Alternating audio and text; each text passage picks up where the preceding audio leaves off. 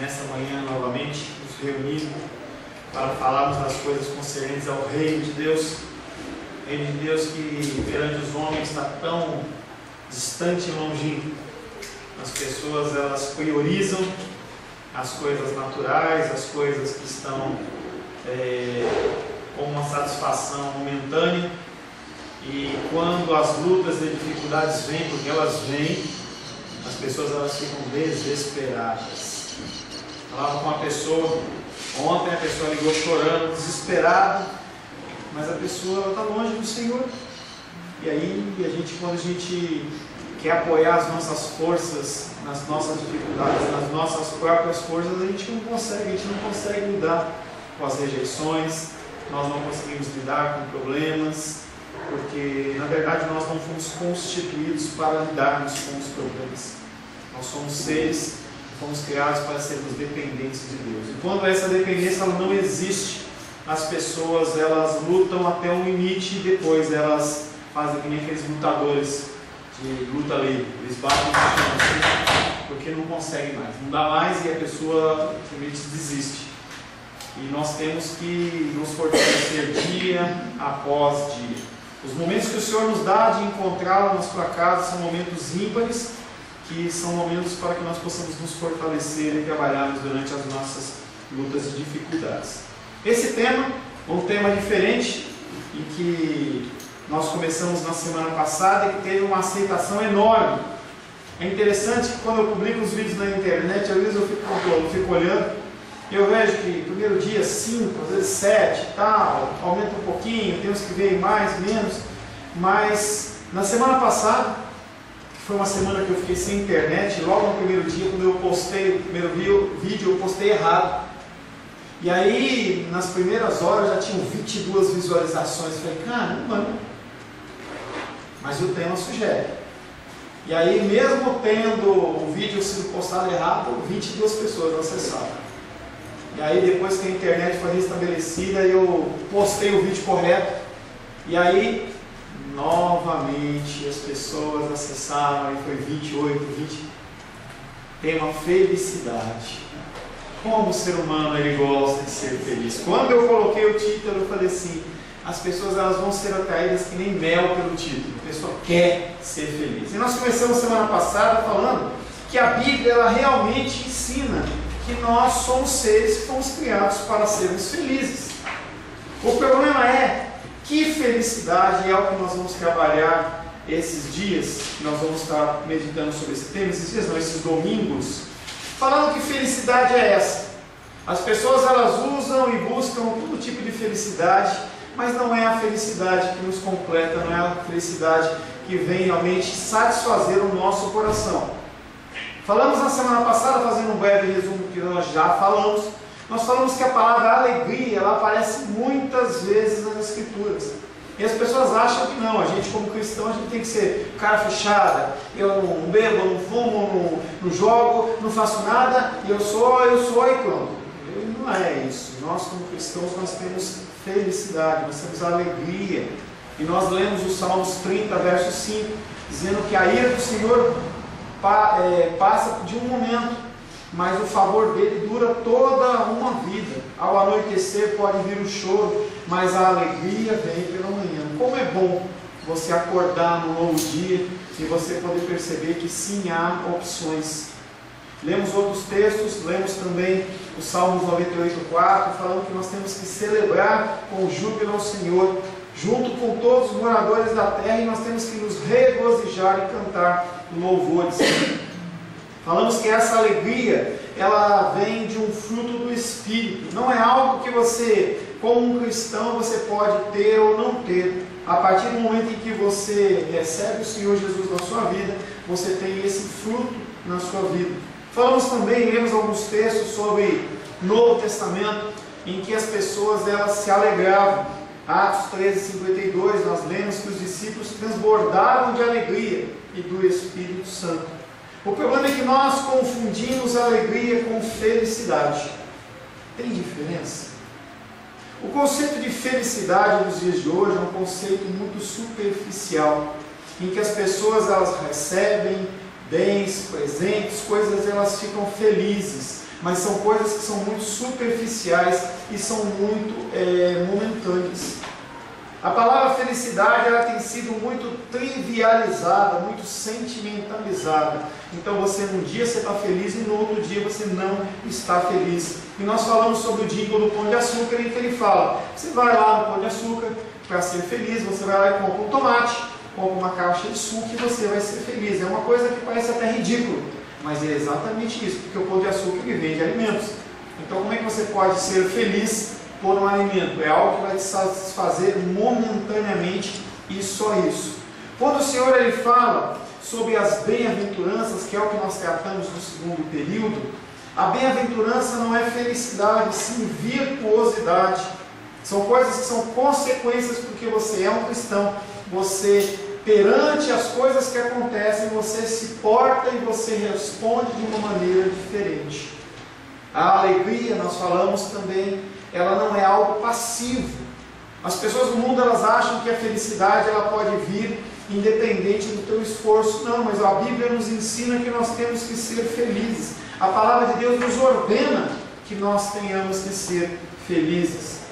A alegria é comunicada como um imperativo, como uma obrigação. Ser alegre é o dever do cristão, é uma obrigação que nós temos. E nós finalizamos na semana passada, lendo o texto de Gálatas capítulo 5, eu quero convidar você a abrir Gálatas capítulo 5.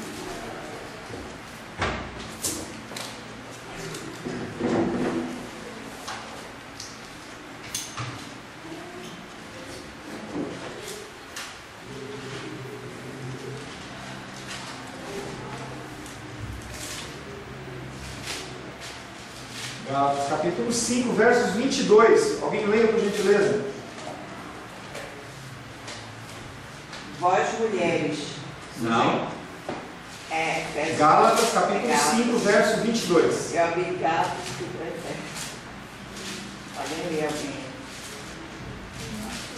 Mas o fruto do Espírito é amor, alegria, paz, longanimidade, benignidade, bondade, fidelidade e outros que se seguem.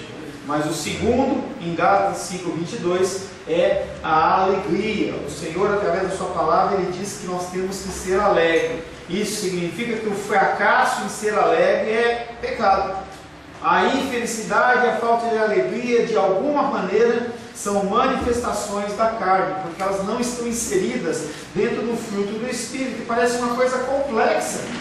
Quer dizer que eu não ser alegre é pecado, você não ser alegre é pecado, porque na sua grande maioria, a sua infelicidade, ela decorre de algo que está dentro do teu entendimento, que era um desejo, passou a ser uma necessidade. Você, por não ter isso, você fica infeliz ou você fica triste.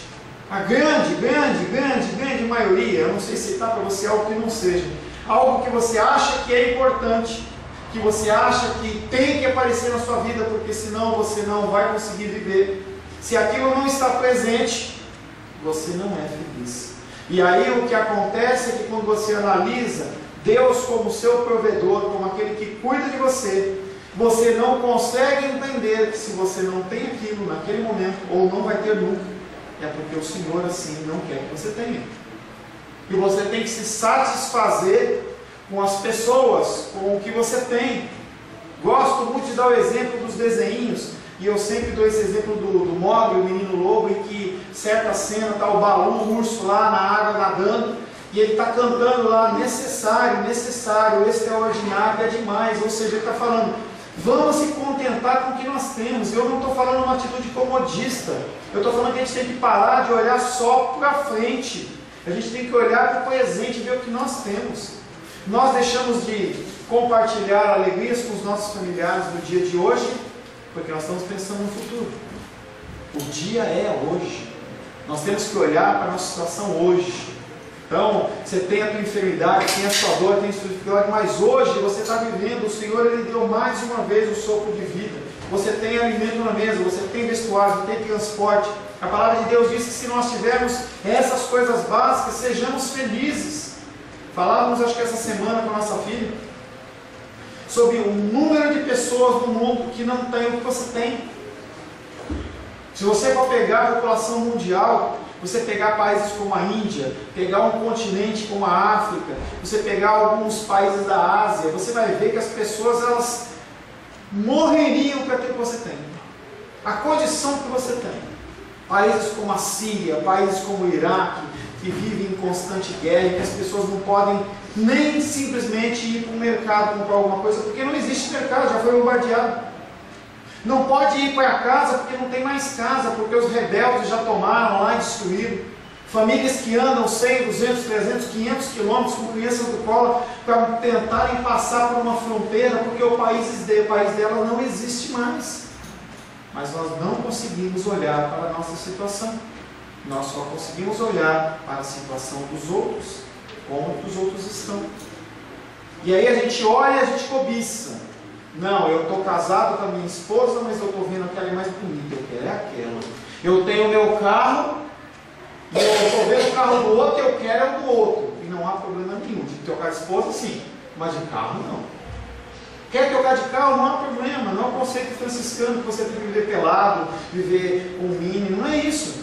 Mas nós impomos às nossas vidas conceitos que nos trazem peso.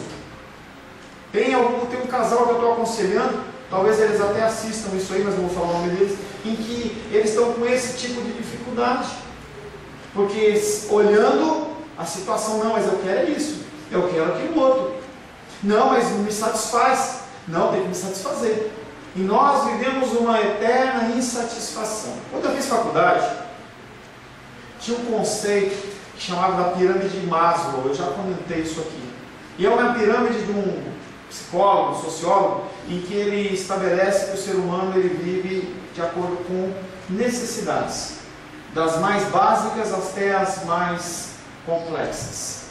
E aí ele fala assim que, olha, é muito bonito o texto bíblico que diz que nós temos que amar a Deus sobre todas as coisas e o próximo como nós mesmos. Mas enquanto eu não estiver no topo da pirâmide, satisfeito, eu não tenho como pensar no outro. Seria muito bonito isso, se o homem em alguma maneira ele se satisfizesse, mas ele não se satisfaz. Você vê as pessoas dentro dos magistrados, você vê as pessoas dentro da política, em que a pessoa ela ganha 10, 20, 30, 40, 50 mil reais, tem carro, tem casa, tem isso, tem aquilo, e mesmo assim a pessoa ela vai atrás de uma falcatrua, vai atrás de um suborno, porque ela quer mais, ela quer mais. Isaías capítulo 53, verso 3, abre aí por gentileza. Pastor, então você está falando que não pode ficar triste. Não falei isso. Há momentos na nossa vida, há ocasiões que nós ficamos cheios de tristeza. Mas nós não somos pessoas.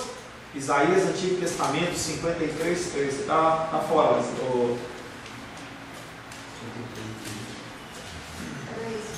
Isaías 53, verso 3, por gentileza. Era desprezado e o mais rejeitado entre os homens, homem de dores e que sabe o que é padecer. E, como um de quem os homens escondem o rosto, era desprezado, e dele não fizemos caso. Isaías 53, 3 fala sobre Cristo, 600 anos antes de ele nascer. 600 e poucos anos antes de ele padecer o que ele padeceu. E ele passou tristezas e passou dificuldades. Mas pastor, como é isso? Você falou que a gente tem que ser feliz. Entenda que a nossa vida, ela é uma vida de altos e baixos, e quanto mais baixos tiver, mais complexa ela é. Você não pode ser uma pessoa triste. Você pode estar triste. Você pode ter uma depressão, estar deprimido por alguma situação, mas você não pode ficar e viver uma vida de depressão. Teólogos dizem que naquele momento em que Cristo estava lá no monte do Getsemane, em que ele orava ao Pai pedindo que passasse o cálice por ele, se possível fosse, mas que fosse feita a vontade do Senhor. Ele suou sangue ali e as pessoas identificam como depressão. Mas Cristo ele não ficou deprimido, ele estava momentaneamente deprimido, e isso é bem diferente. Se a Bíblia nos diz que é perfeitamente legítimo experimentar o choro, Bem-aventurados que choram, porque serão consolados. E a Bíblia, se ela falar isso, esses sentimentos não são pecaminosos. Mas como distinguir o choro do choro? A tristeza da tristeza. No entanto, desejo que você saiba que as palavras de Jesus podem ser traduzidas por virtuosos. Quando fala bem-aventurados, não é felizes, não é alegres, mas é virtuosos. São aqueles que choram. Como uma pessoa pode estar chorando e ao mesmo tempo ser virtuosa? Penso que não podemos explicar facilmente essa questão, principalmente porque nós falamos de emoções. A essência do conceito do Novo Testamento é essa: uma pessoa pode ter uma alegria bíblica, mesmo quando está lamentando, sofrendo e passando por circunstâncias difíceis. Como você lida com a dificuldade?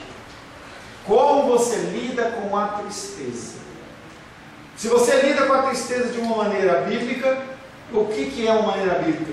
Saber suportar, não murmurar, tentar reagir da melhor maneira possível.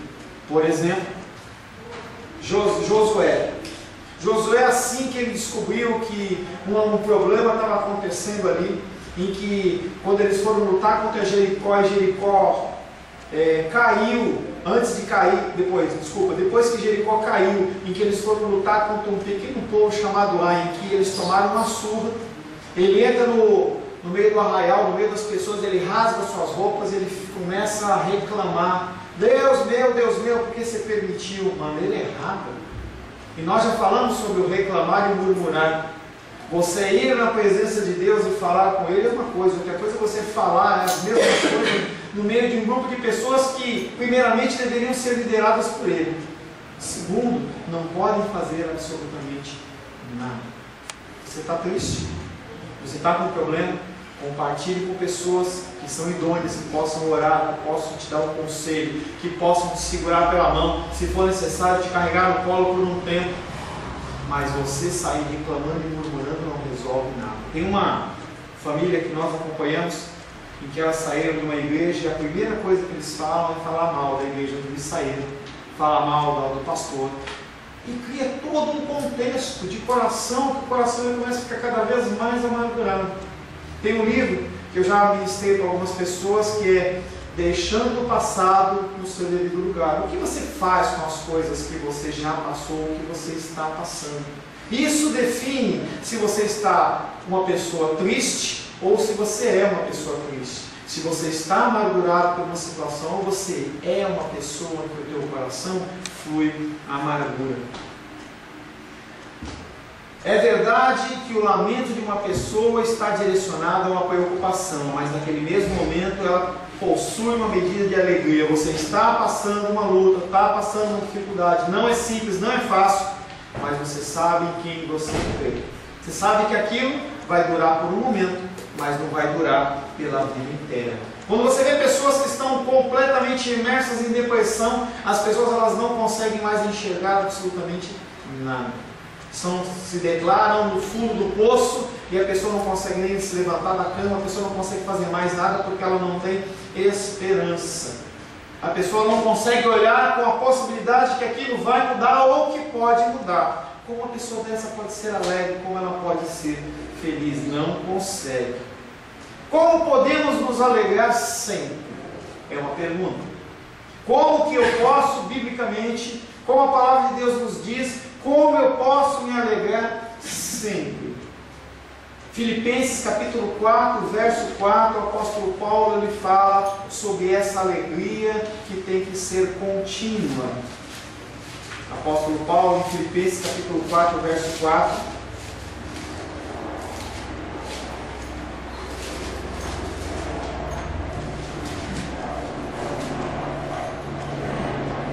Alguém lê, por gentileza?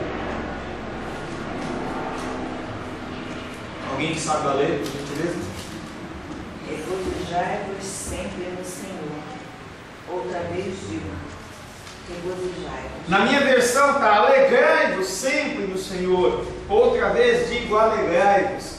E o alegrai-vos meu é um pouco menor do que o regozijar. O regozijar é uma coisa explosiva, Esse é um dos imperativos bíblicos sobre a alegria, e não deixa lugar para não se alegrar, porque Paulo diz que os cristãos devem se alegrar sempre, não às vezes, não ocasionalmente, não quando você está só com a despensa cheia, não quando você está com a igreja cheia, não quando você está com o tanque do seu carro cheio, mas sempre.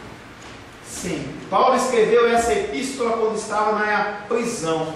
E uma coisa que a gente tem que aprender, sempre que possível, é que quando nós lemos a palavra de Deus, nós temos que entender o que está acontecendo lá. Tem um termo alemão que chama Sitzenleben. E esse termo quer dizer que nós temos que conhecer o contexto em que a pessoa está escrevendo. O que está acontecendo naquele momento? E o apóstolo Paulo, quando ele escreve, fala assim: alegrai-vos sempre no Senhor. Outra vez digo, alegrai-vos ou regozijai-vos. E aí você pode olhar para o apóstolo Paulo e falar assim: ele, quando escreveu, ele não sabe o que eu estava passando. Ele não conhece a minha vida, não conhece a minha esposa, não conhece meu marido, não conhece o meu trabalho, não conhece os meus filhos. Sendo que a pessoa não sabe o contexto que o apóstolo Paulo escreveu essa carta aos Filipenses. E ele estava preso. Ele estava preso. E ele vivia de uma maneira dentro do porão da casa dele lá, amarrado ou algemado ao guarda, para que ele não pudesse fugir.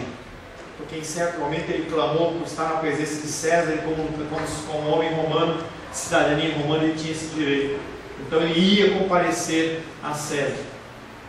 E ele estava preso.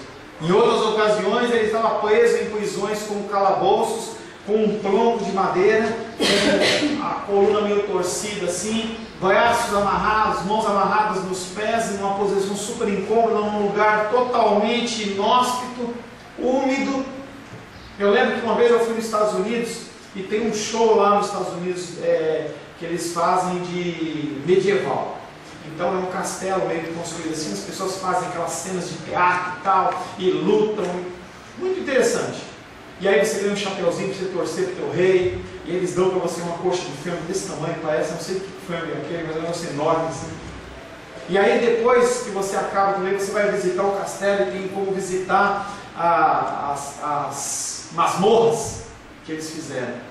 Um clima, um cheiro, aquele barulho de grito no fundo de alguém sofrendo. Você se sente claustrofóbico mesmo sem ser. E eu saí rapidamente daquilo. E o apóstolo Paulo, quando estava naquele contexto, ele cantava. Então as pessoas, elas quando leem a palavra de Deus, elas não leem sabendo o contexto. E aí elas criam uma série de barreiras e dificuldades. Quando o apóstolo Paulo fala para nós nos alegrarmos no Senhor, ele estava preso. Contudo, ele disse aos crentes de Filipe que deveriam se alegrar apesar das circunstâncias. Isso nos traz de volta ao assunto de como podemos ser alegres como uma questão de disciplina ou de vontade. Como é possível permanecermos alegres em todo o tempo? E aí a resposta também está nesse versículo que nós lemos. Alegrai-vos no tanque cheio, no meu casamento, na sexualidade, no saldo bancário. Não. Alegrai-vos no Senhor. A gente nos alegra no Senhor. A gente sabe que o Senhor ele tem o melhor para nós, independente do que nós estamos passando no momento. O segredo para a alegria do cristão é a sua fonte, que é o Senhor. Se você tem a sua felicidade no teu casamento, não tem felicidade. Quando as pessoas elas vêm ser aconselhadas, em especial matrimonialmente, a primeira coisa que a pessoa reclama é que ela não é feliz. E os casais eles se separam porque não são felizes. A pergunta é: quem disse que nós temos que casar para ser felizes? Quem disse que você tem que trabalhar para você ser feliz? E isso é um conceito ocidental contemporâneo, em que tudo que você consegue comprar e adquirir é simplesmente para a sua felicidade. Quanto o conceito bíblico nós temos que viver as coisas para a glória de Deus. Por isso que o apóstolo Paulo fala que nós temos que ser felizes no Senhor. Você está casado, você está trabalhando, você tem um carro, você é feliz no Senhor. As coisas parecem difíceis, mas não são tão difíceis quando você começa a entender o conceito da soberania de Deus. Nada acontece na sua vida pelas suas forças. Você estar aqui nesta manhã não é sua vontade. O Senhor orquestrou tudo na sua vida para você estar aqui nesta manhã ou em qualquer outro lugar. A palavra de Deus diz que não cai nenhuma folha sem o conhecimento dele. O nosso Deus não é um Deus que criou todas as coisas e ele vazou e foi embora. Ele é presente, ele governa, ele é soberano. Ele rege céu, terra, mar. A gente vê como está agora o ritmo das marés nas regiões litorâneas. O Senhor está regendo todas essas coisas. A gente vê o mal se aumentando, crescendo. Você vê o coração das pessoas se endurecendo. Tudo debaixo da soberania de Deus. O cristão está sempre no Senhor, e o Senhor está sempre no cristão. Se Cristo está em mim e eu estou nele, esse relacionamento não é uma experiência ocasional. Se Cristo vive na sua vida, você não tem motivo para ser triste, porque Ele se entregou por você. É uma coisa tão estranha, porque o ser humano ele consegue passar 40, 30 anos, 40 anos de trabalho, investindo numa aposentadoria para que algum dia ele possa descansar. Agora, quando se trata em vida eterna, a pessoa não pensa dessa maneira. A pessoa não consegue enxergar que ela vive aqui 80 anos, 90 anos, com uma boa velhice, e depois ela vai passar por uma vida eterna, numa condição extremamente melhor e maravilhosa do que vive aqui. Nós conseguimos passar um tempo investindo na nossa aposentadoria humana, mas nós não conseguimos passar na nossa aposentadoria eterna. E isso é sempre a razão para a alegria. Ainda que o crente não se alegre em suas circunstâncias, eu não estou falando para você ficar contente porque você bateu o carro. Oxa, glória a Deus que eu bati o carro. Não é isso. Mas tem que entender que o Senhor está controlando todas as coisas. Se você realmente precisar de um carro, precisar de um transporte, alguma coisa vai acontecer. Alguma coisa vai acontecer. O que aconteceu, está acontecendo, é para você crescer e você ser edificado, você ficar melhor. O cristão está sempre no Senhor, o Senhor está sempre no cristão. Ainda que o cristão não se alegre em suas circunstâncias, quando está passando por aflição, tristeza ou dor, ele pode se alegrar no Senhor, porque Deus está orquestrando todas as coisas. Nós nos alegramos no Senhor, e como Ele nunca nos deixa, nunca nos abandona, nós podemos nos alegrar sempre. Pessoas cada vez mais estão solitárias. Pastor, mas tem a internet, tem o WhatsApp, tem o Facebook, tem todas as coisas. Eu converso com as pessoas, eu mando mensagem, mas as pessoas elas estão solitárias. As pessoas elas não têm mais o contato entre uma e outra. Você pode ter 2.000 amigos, 3.000 amigos, 5.000 amigos, como eu tenho lá no Facebook, mas você não consegue conhecer nem 1%. Pessoas que vão e vêm e que não fazem diferença nenhuma na sua vida. Mateus capítulo 28, verso 19 e 20. Mateus capítulo 28, verso 19 e 20.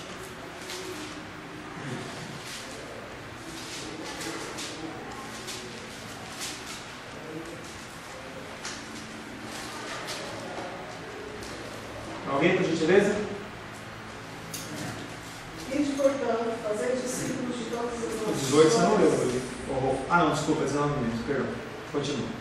Fazer discípulos de todas as nações, batizando-os em nome do Pai, do Filho e do Espírito Santo, ensinando-nos a guardar todas as coisas que vos tenho ordenado. E eis que estou convosco todos os dias até a consumação do século. Primeira coisa, Deus ele te convoca para você ensinar as pessoas a serem felizes nele, a serem conformados nele. Segundo, você não está sozinho.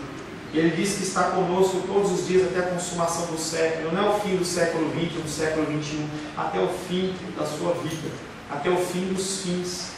O Senhor está conosco. Você pode entender que você não anda sozinho, você não fica sozinho. Na noite escura, na noite você está sozinho, você não está sozinho. O Senhor ele sempre está conosco. Visto que a alegria é um fruto do Espírito, nós já lemos Gálatas 5, nós vamos ler de novo.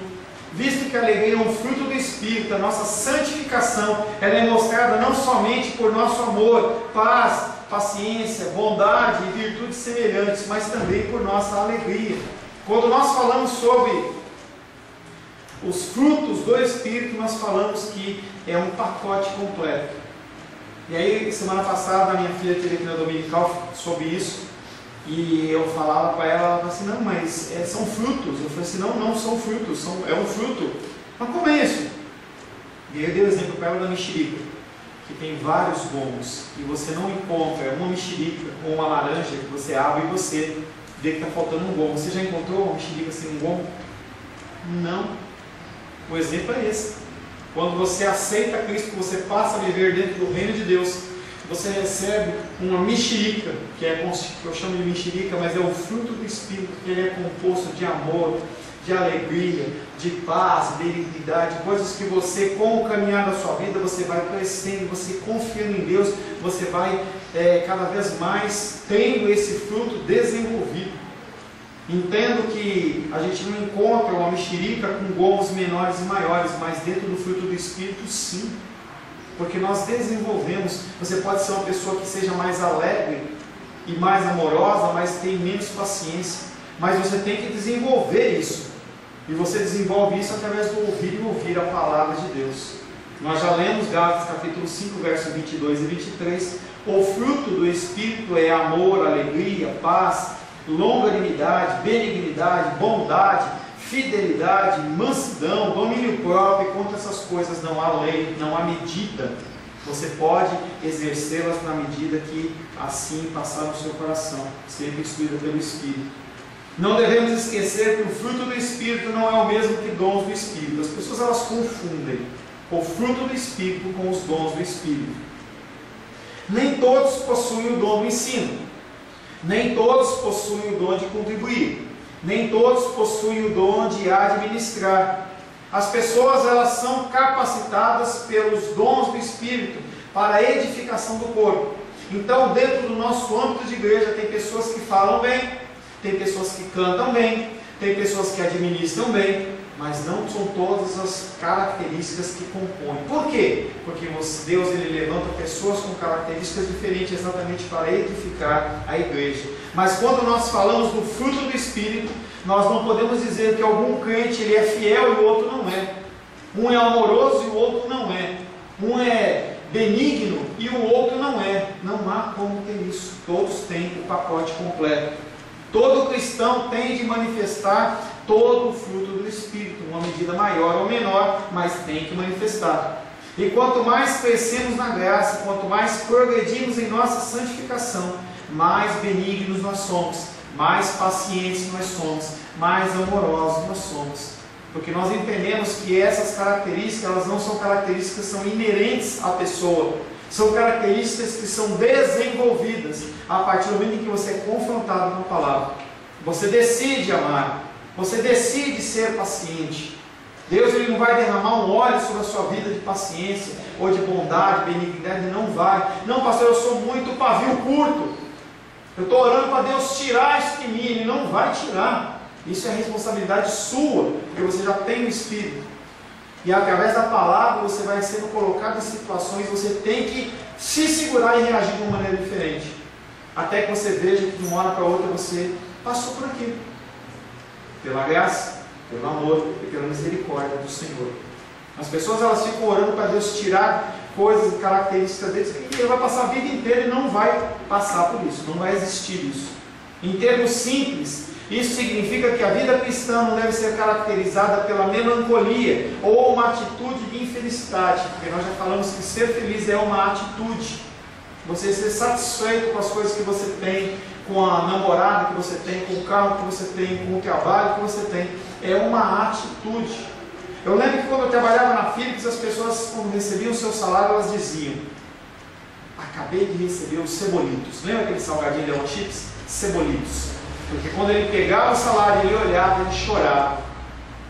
É como se ele estivesse amaldiçoando, estivesse rejeitando aquilo que o próprio Deus está dando. E as pessoas elas acham que, não, se eu tiver um aumento de mais 5 mil reais, eu estou bem. Não está nada. Você vai achar outros compromissos, outras vontades. Estava vendo na rádio lá a promoção da Samsung, televisão 4K com mais não sei o que outro, em 15 prestações, não sei quantas, e fala assim, dá para pagar, e aí a pessoa compra, porque eu preciso, e você se endivida, e cada vez você fica mais entristecido, porque você não consegue lidar com as situações do dia a dia. Os cristãos devem ser as pessoas mais alegres do mundo, porque tem muitos motivos para ser alegres. Nós temos o motivo da salvação, da vida eterna. Não há coisa melhor do que essa. Cristãos constroem letras musicais dizendo: o melhor de Deus ainda está por vir. Infelizmente, eu tenho que dizer para você que Deus ele não tem nada melhor do que o seu Filho unigênito, que Ele deu para morrer no meu lugar e no seu lugar. Se você quer algo melhor do que Jesus Cristo, infelizmente, você vai viver uma vida miserável e infeliz. Agora, se você entende que isso é o melhor plano, o melhor presente que você tem a receber, você tem motivo de ser alegre. Mas pastor, eu não estou alegre, eu não consigo mais. Como eu posso recuperar a minha alegria? Como que eu posso voltar a ser alegre? Porque é uma grande verdade, as pessoas elas deixam de ser felizes. Elas perdem o foco do cristianismo, perdem foco nas coisas de Deus e começam a olhar para as suas situações. A depressão ela é essa espiral. A pessoa começa com pequenas insatisfações e cada vez mais o foco da pessoa fica voltada ao que ela não tem. Interessante para você pensar. Se você pensar no dia de hoje, na semana que passou, no mês que passou, quantas coisas você foi abençoado? Quantas vezes você comeu? Quantas vezes você acordou? Quantas vezes você não teve que ir no médico? Quantas vezes você não teve que ter um procedimento cirúrgico? Quantas vezes você não teve que ir na farmácia comprar um medicamento? Quantas vezes você pode ligar o seu carro e você sair, entendeu? Ou as pessoas que te dão carona ou o transporte que você usa estava disponível a você. Se nós formos começar a contabilizar, e eu falei no mês porque é uma condição extraordinária, mas tenta fazer isso no dia de hoje ou na semana que passou. O mundo, ele olha para esse tipo de situação e fala assim: não, você não pode olhar para o que você teve, você tem que olhar para o que você não teve. 30 dias, teve um fato, ou uma semana, teve um fato, uma semana que te trouxe uma tristeza enorme. Um marido te decepcionou, tua esposa, teu filho, no trabalho você se decepcionou, aconteceu algo, e aquele fato ele durou 20 minutos. Dentro do âmbito de 7 dias, percentualmente, o que é isso no meio de todo o tempo que você viveu bem? Nada. Mas nós nos focamos no quê? No momento de tristeza, no momento de adversidade. E o mundo nos ensina a fazer isso. Você não pode ficar feliz com o salário que você tem. Você não pode ficar feliz com a família que você tem. Você tem que ter mais. E eu quero mais. E eu preciso de mais. O problema é que você sempre vai querer mais. Nessa ciranda você sempre vai estar insatisfeito. E aí nesse conceito é interessante você olhar a doutrina franciscana. Eu já falei aqui, o pastor amigo nosso, ele era franciscano antes de se converter ao cristianismo evangélico. E ele chegou lá com 3 caixas dentro lá do seminário lá franciscano. Olhou para ele e falou assim: olha, muito bem, você só trouxe 3 caixas, mas você tem o seguinte propósito para o primeiro ano: você vai ficar só com 2 caixas. No final do ano, ele estava só com 2 caixas. E aí o Frei chegou para ele e falou assim: muito bem, agora você vai ficar só com 1 caixa. Passado o ano ele ficou com 1 caixa. Ele olha e fala assim: parabéns, muito bem, agora você vai ficar sem nenhuma caixa. E aí ele ficou sem nenhuma caixa. E aí o Frei o aprovou e falou assim: agora você pode viver. É um conceito extremo. Mas se nós formos pensar no que nós temos e o que nós desejamos, e o que realmente são as nossas necessidades, você vai ficar chocado em descobrir que grande parte das coisas que te trazem insatisfação são muito mais desejos do que necessidades. Como recuperar a alegria? A admoestação de Paulo aos crentes para que sejam alegres pressupõe que eles podem fazer algo, se lhes falta alegria. Se o apóstolo Paulo fala que nós temos que ser alegres todo o tempo, algo você pode fazer para mudar essa situação. É claro que Paulo está certo e o Novo Testamento está cheio de ensino sobre como podemos ser alegres. O método mais básico é focalizar nossa atenção no fundamento da nossa alegria. Alegrai-vos no Senhor. Qual que é a fonte da sua alegria? Se a fonte da sua alegria, eu lembro, estou vendo o Lucas aí, quantos anos? 22. Eu lembro que quando eu tinha idade do Lucas, a minha alegria era o meu carro. Era eu colocar o meu som. Eu acordava todo sábado de manhã, eu ia lavar o meu carro. Bom, passava lá o coetinho nas rodas, os pneus, entendeu? Passava o vinho para ficar tudo coetinho, bem bonitinho. E a minha alegria era o meu carro. Aí eu bati o meu carro. Acabou a minha alegria. Eu não conhecia o Senhor. Fiquei triste, fiquei chateado. Nunca tive um carro tão bonitinho que nem aquele, que corria tanto quanto aquele, que chamava tanta atenção como aquele. Mas o Senhor me proporcionou outros carros. As pessoas elas têm colocado a sua felicidade em coisas, em situações. E quando aquela situação ela não dá o retorno necessário, a pessoa se frustra. Acontece isso em igreja. As pessoas olham para pessoas como eu e falam assim: esse cara é espiritual, ele não peca, nem no banheiro ele deve ir. Não pode um homem santo como esse fazer xixi, cocô? Não pode. Então as pessoas olham e idolatram e falam assim: pastor, ele é demais. E é uma coisa que eu sempre falo para vocês: você não pode fazer. Mas as pessoas fora daqui, eles aprendem que tem que fazer isso.